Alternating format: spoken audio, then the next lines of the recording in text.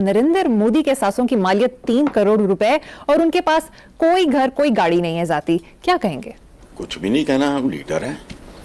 मुझे अच्छा लगे ना लगे, आपको लगे ना लगे, कि थप्पड़ है हमारे गांठों के अड़े अड़े मुंह 3-3 मरले दे, ये थप्पड़ है। इससे पहले देखो, बात सुनो, फर्क होता है। गुलजारी लाल नंदा थे एक, उनका किसी को पता ही नहीं था कि ये साबिक वज़ीर आज़म है। सवाल किया कि अब की बार उन्होंने कहा मोदी, मतलब कि अब की बार 400 पार। और ये उनका कॉन्फिडेंस लेवल देखें, उनकी बॉडी लैंग्वेज देख ले, जिस भी जलसे में जाते हैं, जहाँ भी जाते हैं, तारीफ़ ऐसे नहीं करते कि हमें कुछ मिलता है या मुझे कुछ, मतलब कि वो हो जाना।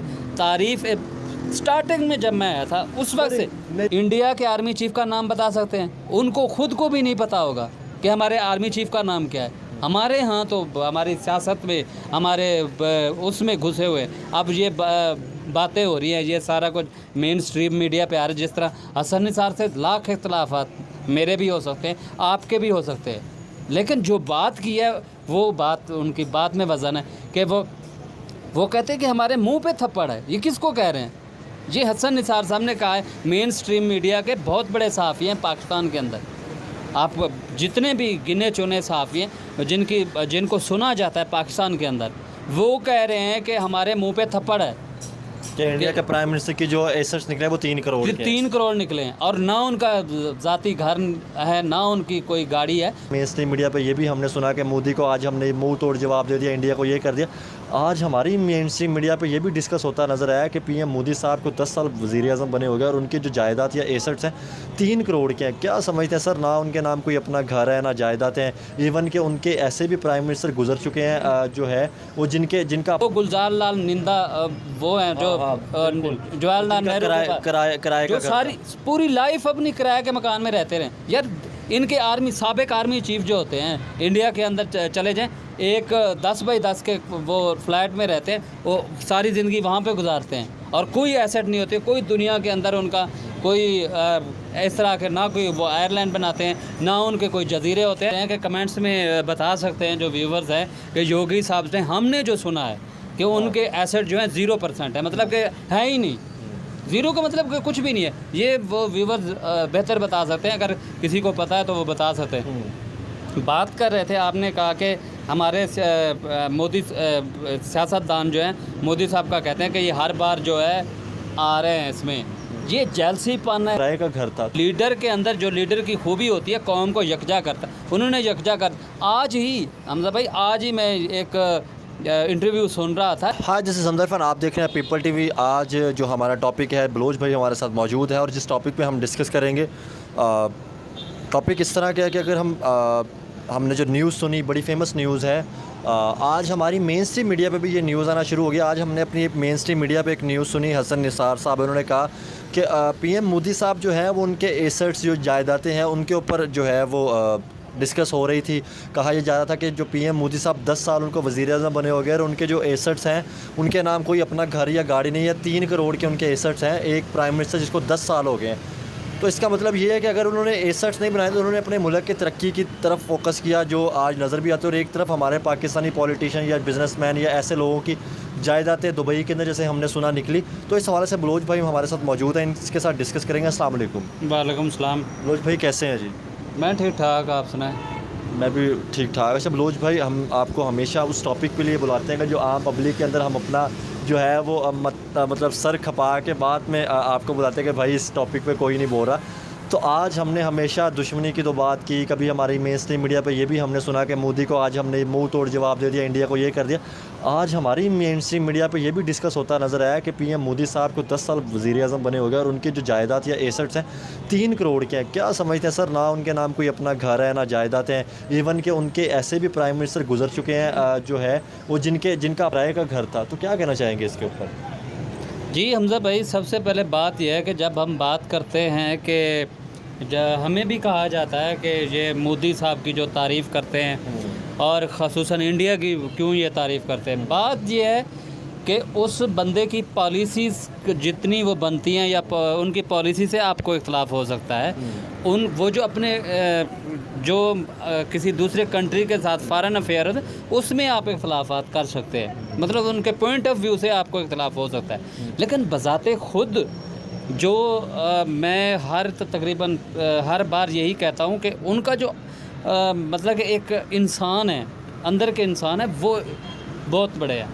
वजह ये है कि वो मुखलिस हैं अपने लोगों के लिए, वो मुखलिस हैं अपने मुल्क के लिए, और मुखलिस हैं उन लोगों के लिए जो दोस्ती का हाथ बढ़ाते हैं। लेकिन हमने तो ये कहा आरएसएस जो है इसके अंदर इन्वॉल्व है, हिंदुत्व आइडियालॉजी के हैं, ठीक है, उन्होंने मुसलमानों को ख़त्म कर दिया। हमें तो सिर्फ यही चीज़ें नज़र आती रही, हमें अच्छी चीज़ें क्यों नहीं नज़र आती रही। आज हमारे पॉलिटिशियन जितने भी देख लें उनकी जायदातें नज़र आती हैं, और अब वो प्राइम मिनिस्टर है कि जिसके जो टोटल एसेट ही 3 करोड़ है, या उसके अलावा उनके जो प्राइम मिनिस्टर गुजर चुके हैं उनके जो एसेट्स हैं वो मतलब उनके जितने ज़्यादा पॉलिटिशियन की बात कीजिए तो उनके एसेट्स नज़र नहीं। नो डाउट 1-2 मतलब प्राइम मिनिस्टर जो मतलब जो है वो पाकिस्तान के भी हो चुके हैं, लेकिन वो बहुत कम है जिस तरह उनके नज़र आते हैं। इस तरह इंडिया के निस्बत पाकिस्तान में समझ लें कि आटे में नमक के बराबर हम कह सकते हैं। जो पॉलिटिशियन, जो लीडर मुखलिस होता है ना, हमेशा पहचान होती है लीडर की कि वो अपने एसेट नहीं बनाता, अपने कंट्री के एसेट बनाता है। हमारे यहाँ मसला पता है क्या है? हमारे यहाँ मसला ये है कि ये अपने एसेट बनाए जा रहे हैं, लेकिन मुल्क को दिवालिया कर दिया है, मुल्क को भिखारी बना दिया है। हमारे prime minister, sitting prime minister आके कहते हैं कि हम बैगर कांट भी चूज़र, कि हम भिखारी हैं। तो इस अपने एसेट तो देखो, अपने स्विस बैंक में देखो, जो general chief of army staff retire होता है, जब जाता है उसके ऑस्ट्रेलिया में उसके पता नहीं कहाँ के आयरलैंड निकल आते हैं। ये क्या चीज़ें हैं? तो ये यही चीज़ें हैं कि जो उनका कोई आर्मी चीफ का आप नाम बता सकते हैं? इंडिया के आर्मी चीफ का नाम बता सकते हैं? उनको खुद को भी नहीं पता होगा कि हमारे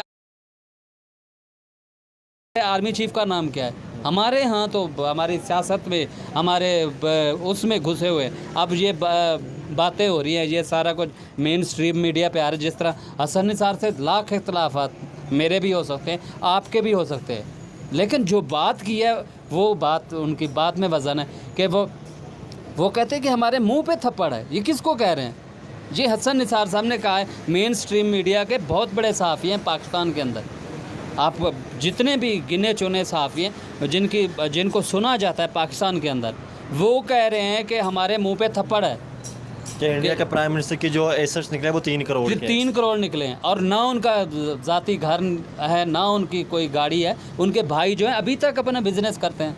ये तो मैं आपको शुरू में ये बातें कई दफ़ा स्टार्ट में जब हमने ये बोला था, उस वक्त मैंने कहा था कि ये देख लें, ये बंदा मुखलिस है। बिल्कुल, अपने मुल्क तो ये कहा था कि उनकी फैमिली में से कोई बंदा नहीं जो इस तरफ आया और जिसको उन्होंने जायदातें या वो सारी चीज़ें बनाई। ये आपकी वीडियो का क्लिप है जो आपके इंटरव्यू में ये कहा था, आप उसको चला भी सकते हैं, आप बता भी सकते हैं। ये होती है वो गुलजार लाल निंदा, वो हैं जो जवाहरलाल नेहरू किराए जो सारी पूरी लाइफ अपनी किराए के मकान में रहते रहे। यार इनके साबिक आर्मी चीफ जो होते हैं इंडिया के अंदर चले जाएं, एक 10 बाई 10 के वो फ्लैट में रहते हैं, वो सारी ज़िंदगी वहाँ पे गुजारते हैं, और कोई एसेट नहीं होते, कोई दुनिया के अंदर उनका कोई इस तरह के, ना कोई वो आयरलैंड बनाते हैं, ना उनके कोई जजीरे होते हैं, ना पापा जॉन्स होते हैं जो पिज़्ज़े जाके बेचते हैं यहाँ की जो हालात हैं इनके। बाद में इनकी इतने एसेट निकल आते हैं, बाद में इनकी प्रॉपर्टियाँ बनी जाती, मुल्क नीचे जा रहा है और इनकी प्रॉपर्टी ऊपर जा रही है।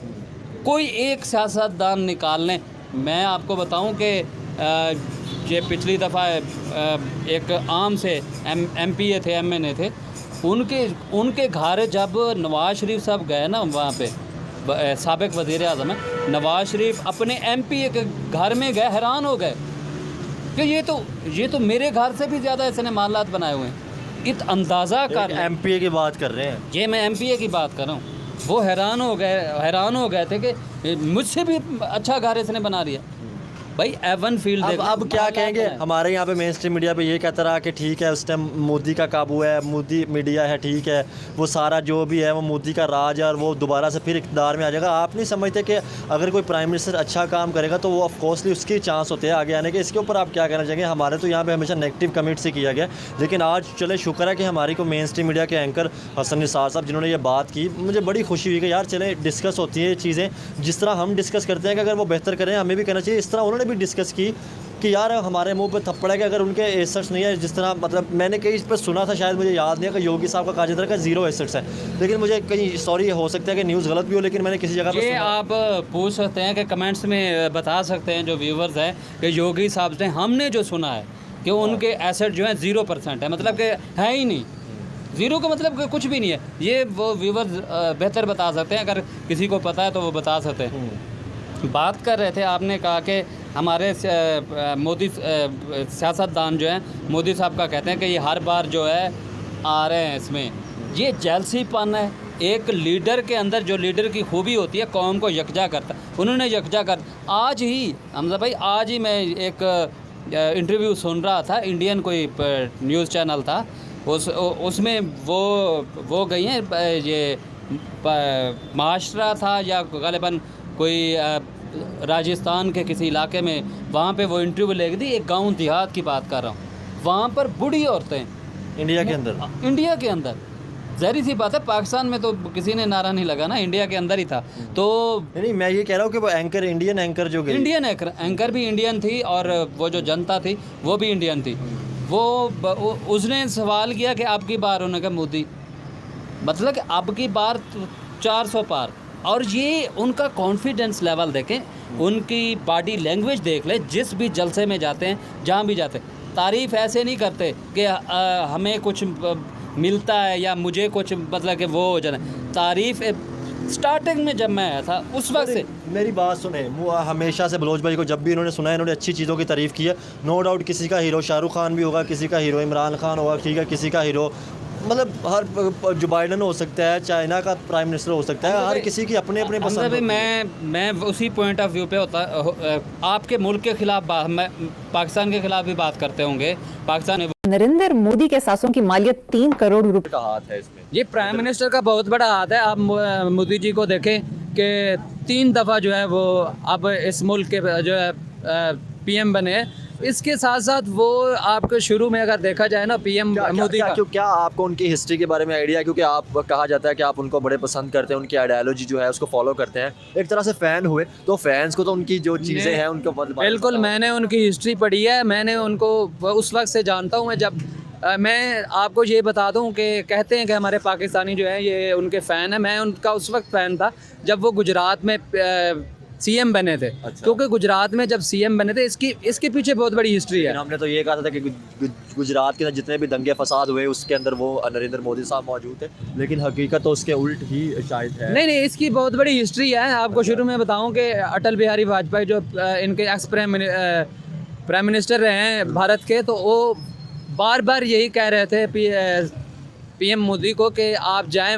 आपको एक दफ़ा उनकी एक मुलाकात हुई थी एक जगह पे, जब मैं इस चीज़ को मैं सुन रहा था, मैं उस वक्त इनके टच में था कि ये मुल्क जो है ये एक सिमत में जा रहा है, एक कोशिश कर रहा है कि अगर हम शायद उस टाइम ये पॉलिसियाँ अपनाते तो आज हमारा मुल्क भी इस सिमत में होता या इस तरह बेहतर हो रहा होता। भाई पॉलिसियाँ ये हैं, आपको मैं एक भारत की पॉलिसी बताऊं कि भारत उस वक्त जागा था जब यहाँ पर मुसलमान जो है 1857 की आपको जंग आती जो है याद होगी कि उस वक्त ये मुल्क, ये भारतीय जो हिंदू जो थे, उन्होंने इसकी तरफ स्ट्रगल की थी कि हम एक गुलाम कौम बन चुके हैं। वो मुसलमानों से तंग आ चुके थे, उन्होंने स्ट्रगल की और उसके बाद अंग्रेज़ आए और अंग्रेज़ों में जब उन्होंने देखा तो वहाँ भी उन्होंने स्ट्रगल की। स्ट्रगल करते करते करते वो आज, इनके पीछे एक बहुत बड़ी हिस्ट्री है। पाकिस्तान तो अब जागा है, इनकी आंख तो, ये तो सोए हुए थे, इनको तो अब नज़र आया कि ये हमारे साथ वाला पड़ोस जो है इतने तरक्की करते करते अब वो इतने सैटेलाइट भेज रहा है कि दुनिया में वो दूसरे नंबर पर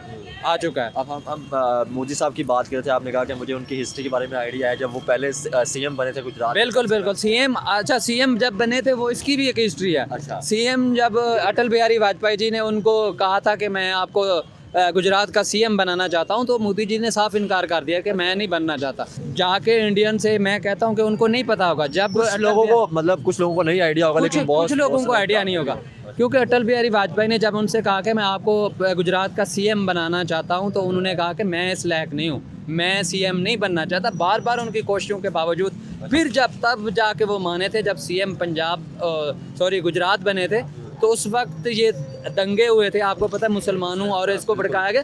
ये चंद वो ताकतें थी जो वो नहीं चाहती थी कि मोदी जी जो ऊपर आए। लेकिन गुजरात को जिस तरह उन्होंने चेंज किया था, गुजरात में आप टाटा कंपनी को वो लेके आए और दूसरी कंपनीज़ को जो वहाँ पे गुजरात के अंदर जो है उन्होंने उसको इतनी तरक्की दी, रेलवे लाइन बिछाई। अब अयोध्या आप देख लें कि प्राइम मिनिस्टर बनने के बाद उन्होंने अयोध्या को जो उठाया है उसमें इतनी वो लाइनें बिछाई हैं, ट्रेन का वो सिस्टम लेके आए। सही बात है। अगर दंगे फसाद या सिस्टम होता तो आज शायद वो उनकी स्टेट तरक्की ना करती। आप देखें ना, हमें यही अमेरिका था जब ये दंगे हुए थे तो उन्होंने मोदी जी से कहा, उनके आने पे पाबंदी लगा दी थी कि इस बंदे को जो है हमने अपने मुल्क में नहीं आने देना।